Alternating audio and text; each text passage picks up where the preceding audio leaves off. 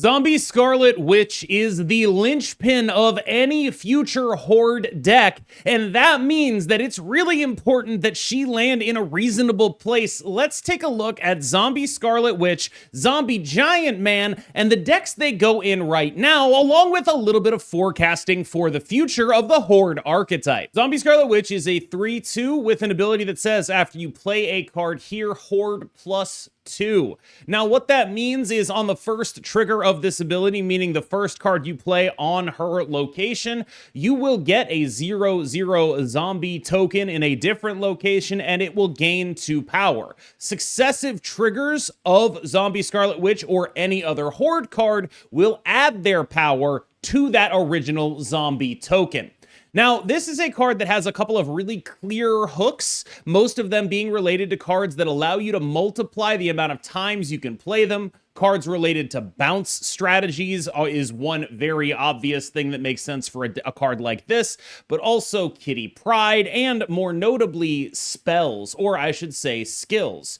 The issue that this card has with skills, though, is that there just aren't enough of them that you can reasonably access to make this as good as you'd want it to be. I've seen people running Dormammu with this, and I think that's a cool way of getting some skills that actually want to be in this lane, because the most common skill generator is Merlin, and Merlin is not very good with this card because, and I tried this, even though I expected it to not work, it didn't work.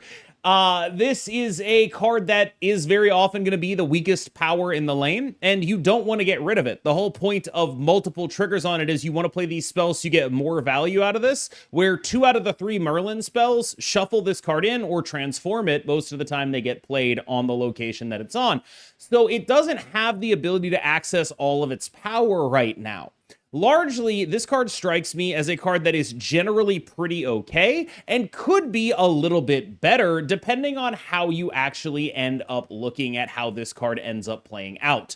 Sorry for the gibberish there, but basically, I think this card is pretty okay, but it still has room for improvement. And it's important to talk about that too, because the whole archetype is what's really at stake here if this card doesn't hit and it is not bolstered in the upcoming week by Zombie Mr. Fantastic in a meaningful way. There could be some legitimate issues for this archetype landing. No card represents those issues more than Zombie Giant Man, who is a 5/3 with an on-reveal Horde 1 and then gains the power of the Horde that you have currently. So in theory, this is a really big guy, but in practice, there are a lot of 4s and 5s that are much more surely going to win their lanes and much less weak to various things that could interact with the thing that allows them to get as big as they are.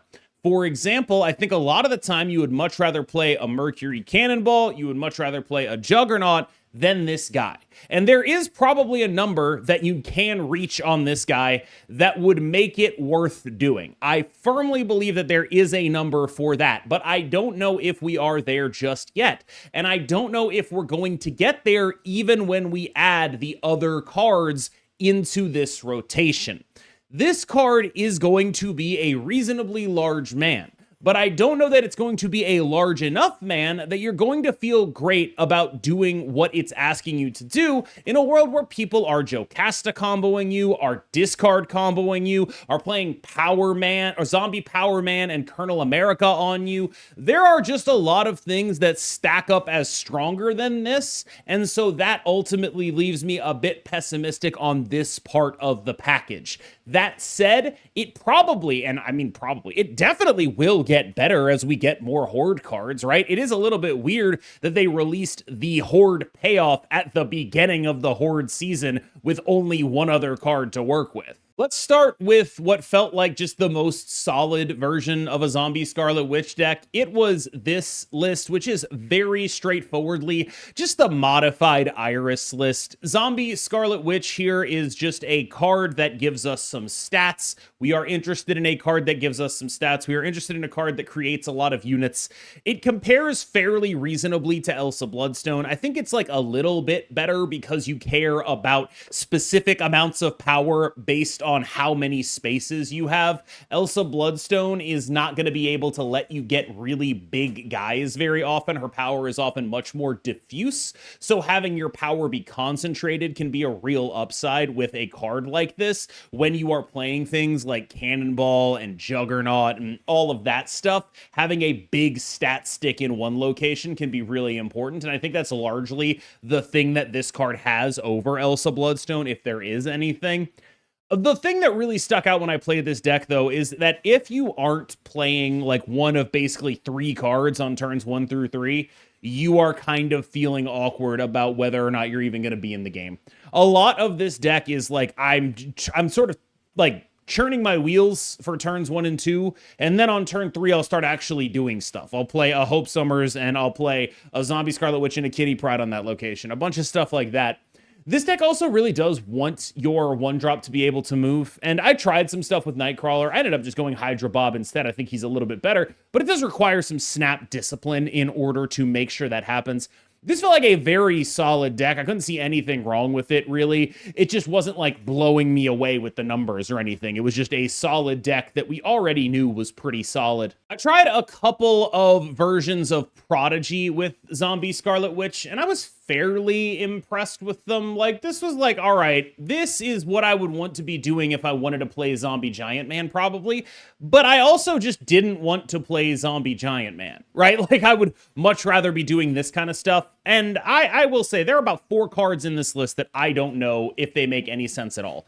The Miles Morales package. The thinking there is largely, I like the idea of the Spider-Man because it can disrupt Joe Castellane's in a similar way to what Cannonball can do, and I definitely won some games doing that. I just think it might be a little bit too specific. I have the Sam Wilson in here to more guarantee the Miles Morales. A 5+1 is fairly common, and so when you don't have Kitty Pryde or something, or you have to play other cards in order to trigger the Zombie Scarlet Witch enough earlier, that kind of stuff feels like a pretty important thing to do. I like having Prodigy, but like all in all, I was fairly impressed with like the baseline core here. I don't know how I feel about Angela. I don't know how I feel about the entire move package. And so like this is a deck where it's like I can see the vision here and the Prodigy stuff felt solid, but I'm not positive this is the exact right spot for it to go in. I think it might be, but I also think that there's probably a lot of exploration to be done, and I really wanted to bring people's attention to the Prodigy type of thing that this deck can do. It is quite interesting. Ika has latched on to a different synergy that Zombie Scarlet Witch has, and that is with Strange Supreme, which brought him to a Thanos list. Now, the Strange Supreme stuff is pretty notable. Every trigger of Zombie Scarlet Witch will give you a zombie horde that Strange Supreme then eats for additional points. That's pretty good because each successive horde, once it gets eaten, another trigger of Zombie Scarlet Witch will create a whole new horde. That's a pretty solid thing to be doing in a deck that already has a lot of reasonable fodder for a card like this, and also generally is a deck that wants as many created cards as it can possibly get because it's a Mockingbird deck. And I can totally see how this deck makes sense in this context. I can see this being a real upside play for a Thanos list. I find it hard to believe that you're going to want to ever invest any further than that. You're probably never playing Zombie Giant Man in any deck involving the potential for your horde to just get eaten consistently, but I do think that this is like a pretty solid and interesting thing that this deck can do. I also want to point out the Cobra here is anything but required. It is day one metagaming where it's just, I'm going to play Cobra wherever their horde is and then blow up their horde with the Cobra.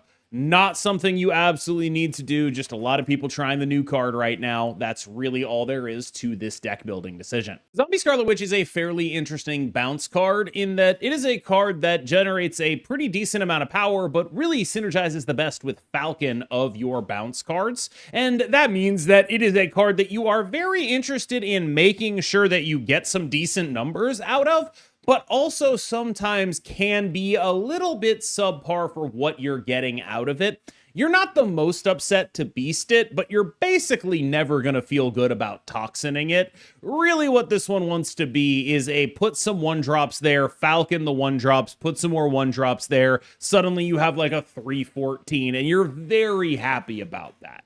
And if you can make this card be a 3/14, that is perfect. You love it. You are a big fan of it. That's exactly what you're getting out of a lot of your like actual big threes in here. Cards like Sage, cards like Hitmonkey, those being 3/14s you're very happy with. I think this is a pretty solid way to approach the deck at this point. I'm not sure if she ends up being best in slot. I've heard mixed reviews from some of my high-level friends. Derek is a believer in her. Gamer is not a believer in her. I think she probably makes some decent sense, but she's not going to be great if you draw her late, and you're going to have to be changing your focus at that point. But most of the time, she's just going to be some additional free power for doing something you already are interested in doing. And I think a lot of the time, you're just going to be very happy to see that. The same applies here, but instead of Falcon, we're talking about Killmonger. If you are able to do a bunch of cards that are ones into the Zombie Scarlet Witch lane, then you Killmonger those cards out of the Zombie Scarlet Witch lane, and then you play a bunch of cards in the Zombie Scarlet Witch lane, you're looking at it like a 3/12, a 3/14. You're just very happy with that. This is a deck that likes having the ability to like do stats. So your ideal is just like Zombie Scarlet Witch, and then you play like 1-drop Killmonger on the lane or whatever. Do whatever you got to do, and then you play Morgan Le Fay on turn 5, and then you play a bunch of 1-drops. And Zombie Scarlet Witch makes your 1-drops big, or makes your 1-drops played in that lane effectively have 2 additional power because they're also triggering the Horde. It's rarely gonna be like a 14. That's probably not going to happen. But this is a deck that kind of needed like a standalone big guy. To me, at least. It felt like this is a deck that's like in need of just a guy that is pretty large and can add some beef to what this deck is doing without detracting from it. And I think this card might actually legitimately stick around here. I wouldn't be shocked if the Sasquatch and Mockingbird builds ended up being the best place to play Zombie Scarlet Witch, but I would be a little bit surprised if it ended up being that good. Now, this deck gets to get away with a Merlin in here in large part because you are going to have Mysterio as a way that you want to be playing, to be clear, before turn 6 as a way to actually get some additional triggers. Like if you're evolving or flushing away a Mysterio in the Zombie Scarlet Witch lane, that's a 0 power card. You're not hitting the Zombie Scarlet Witch. You're very happy about being able to do that. I think a lot of it is that Mysterio does let you do that. Like, and because this is a turn 5 Mysterio deck and not a turn 6 Mysterio deck, you're going to get like turn 5s that are like, you know, I have the Zombie Scarlet Witch lane, I play Mysterio and 2 spells in it or something like that. Like that kind of stuff. It's like I play a Mysterio token, to be clear, not the real Mysterio, and then like 2 spells, one, it gives me 2 extra energy, the other one changes the location, and suddenly it's just like actually a reasonable thing to do. Again, it's frustrating, I think, to me that this card doesn't work with Merlin the way you would want it to. Like, there are so many things that are bad about Merlin interactions with this card, that it's almost like directly an anti-synergy, when in theory, a card that generates 1-cost spells should be this card's best friend. It does sort of suck that that just kind of isn't happening because of what those spells are. Which brings us to Zombie Giant Man, who is not good enough to play right now. Like, I think that there's probably something to be said for prodigying your Zombie Scarlet Witch and using that to get Zombie Giant Man, but frankly, he's missing 60 to 80% of his power. And that is because he is missing 3 cards that make hordes. And I think it is a sort of head-scratching decision for me to release the payoff this early in the season. I guess maybe, like, charitably, right? They wanted the payoff to be Series 4. They didn't want to just like drop a Series 4 in the middle of the season. They wanted you to be able to do something with Zombie Scarlet Witch immediately. I get it. There are charitable reasons why they would do this, but largely what it does, I think, is depress the hype for this card, who in a few weeks maybe could end up actually being part of something that is legitimately real, and I'd be interested to see that. I think that largely Zombie Scarlet Witch has been compelling, maybe a point or 2 of power low from being like a legit elite meta card. I think maybe if this was like a 3-4, we'd be talking about her in a very different light. Zombie Giant Man, I think, just needs too much help from cards that currently don't exist. So let's look to the future then. This is an archetype that is, in my opinion, about to get its second big card in the form of Zombie Mr. Fantastic in a week.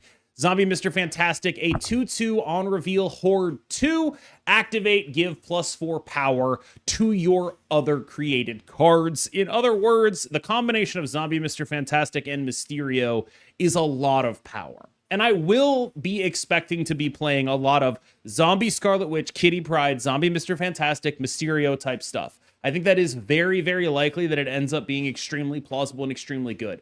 What I don't think is that it's ever going to be problematically good. I think it's a very safe place for them to put power because it is just fundamentally one of those decks that is an interactive minimal amount of points compared to a combo deck, meaning that it will need to pack Stardust or Mercury or Mobius in order to deal with what combo decks are capable of outputting. In other words, I think that there is room for them to buff this archetype because it is just such a solid points deck that needs to stand out from the points decks if they want Hordes to be an archetype that lasts longer than this season.